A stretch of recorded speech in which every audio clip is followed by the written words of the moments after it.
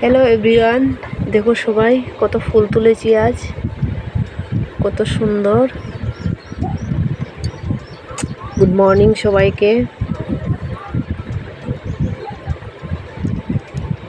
এই দেখো কত সুন্দর ফুল, অনেকটি ফুল পাইছি আজকে। এই যে অনেক ভালো লাগে না? কার কার ভালো লাগে কমেন্ট করে জানাও। বাসনটা ধোয়া শেষ করলাম, শেষ করিয়া স্নান টান করিয়া আইমু, আইলাম দেখো পূজাটা দিয়া দিলাম সকালে সকালে।